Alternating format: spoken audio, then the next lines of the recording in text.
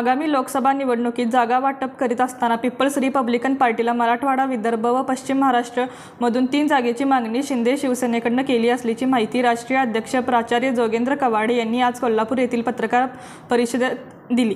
महायुतीची सभा इस्लामपूरमध्ये असल्याने काही वेळासाठी ते कोल्हापूर शासकीय विश्रामधाम आले आहेत।